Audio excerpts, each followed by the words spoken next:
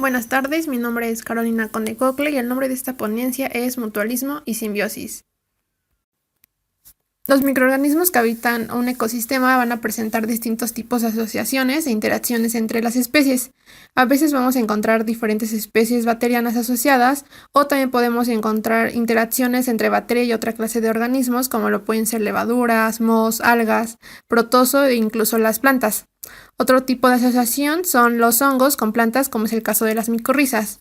En muchos casos, tanto el crecimiento como la reproducción van a ser mejor cuando encontramos asociaciones favorables de dos tipos de organismos a comparación de cultivos de una sola especie.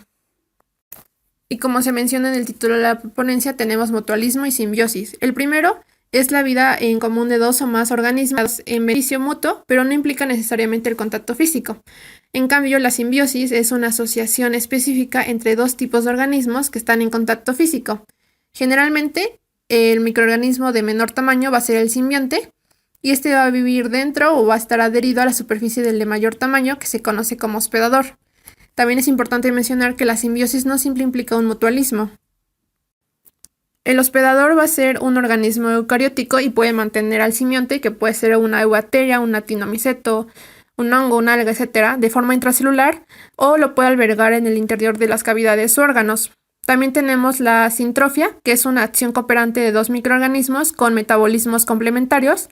Este es un tipo de mutualismo. Y el efecto que van a alcanzar esta acción no se va a poder lograr cuando tenemos los microorganismos de forma separada. Otro tipo de asociación es cuando un organismo puede ser incapaz de crecer en presencia de cierto sustrato, pero si coincide con otro microorganismo que es capaz de degradarlo y producir moléculas útiles para el primero, se va a observar un crecimiento. Este tipo de asociación recibe el nombre de comensalismo o vida en común de dos especies con beneficio para una de ellas y sin daño ni provecho para la otra. Por ejemplo, cuando los microbios colonizan la superficie externa de una planta obteniendo energía de la metabolización de exudados producidos por el hospedador. Otro ejemplo es la influencia favorable de un microorganismo facultativo sobre el desarrollo de un anaerobio, donde el primero va a reducir la tensión de oxígeno y va a crear un ambiente adecuado para que prospere el segundo. Y las comunidades microbianas van a estar caracterizadas por 7 diferentes mecanismos biológicos, tal como lo muestra Carrillo Leonor en su libro Microbiología Agropecuaria del año 2003. En este menciona la provisión de nutrientes específicos por los diferentes miembros de la comunidad, la moderación de la inhibición del crecimiento, también tenemos la interacción que causa la alteración de los parámetros de crecimiento de las poblaciones individuales, produciendo un desempeño de la comunidad más eficiente y o competitivo, actividad metabólica combinada que no expresada por las poblaciones individuales aisladas. También presentamos cometabolismo, reacciones de transferencia de hidrógeno e interacciones entre varias especies dominantes. Fijación simbiótica del nitrógeno. Y las bacterias que forman la simbiosis fijadora del nitrógeno con plantas leguminosas pertenecen a diversos grupos de proteobacterias alfa y beta y se denominan colectivamente rhizobios. Muchas alfa-proteobacterias participan en interacciones a largo plazo con eucariotas superiores. Estas interacciones van desde la colonización de la superficie a través de relaciones simbióticas facultativas hasta estilos de vida de patógenos intracelulares obligados o endosimbiontes. La simbiosis fijadora de nitrógeno ha evolucionado en varios linajes, pero no todas las leguminosas van a formar simbiosis. Hasta ahora se conocen alrededor de 12.000 especies de leguminosas noduladas y cada una tiene sus propias parejas de rhizobium. La simbiosis se desencadena por la falta de nitrógeno de la planta huésped, que tiene que seleccionar su socio rhizobium entre miles de millones de bacterias que se encuentran en la rizosfera.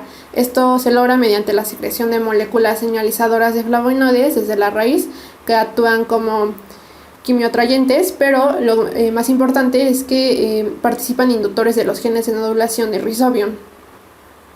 Y estos genes también son necesarios para la producción de moléculas señal bacterianas que desencadenan el programa de desarrollo de nódulos en la planta huésped. En la figura de la diapositiva observamos la estructura de los nódulos radiculares fijadores de nitrógenos formados en la simbiosis entre Sinorhizobium meliloti y Medicago truncatula. Y las diferentes zonas de nódulos se indican en la sección longitudinal del nódulo. en donde el 1 corresponde al meristemo, el 2 a la zona de infección, 3 zona de fijación de nitrógeno, 4 zonas de senescencia. Las células simbióticas de la zona 2, es decir, el meristemo, van a contener los endosimbiontes diferenciadores, mientras que en la zona 3 el citoplasma del hospedador está lleno de bacteroides fijadores de nitrógenos largos.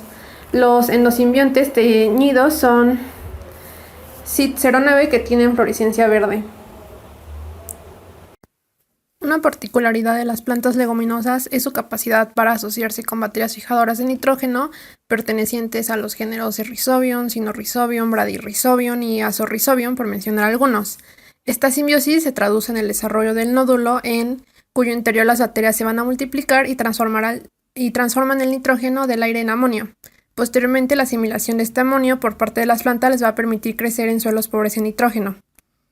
Durante la primera etapa, la planta va a secretar en su exudado radicular unos flavonoides que atraen en los rizobios por medio de quimiotatismo y activan en las bacterias la expresión de ciertos genes que determinan la producción en los rizobios de moléculas fundamentales para el reconocimiento y la infección de la planta hospedadora, induciendo así la formación de los nódulos. Estas bacterias se adhieren a los pelos absorbentes de la raíz e inducen la curvatura del extremo de los mismos. Los rizobios se van a encargar de infectar a la planta por medio de un filamento de infección que avanza hacia la base del pelo y el interior de la raíz. Simultáneamente, las células de la corteza interna de la raíz se van a dividir y formar el promirdion nodular. La multiplicación muy intensa de estas células va a provocar la aparición del nódulo, que es un verdadero órgano especializado en el intercambio metabólico entre ambos asociados.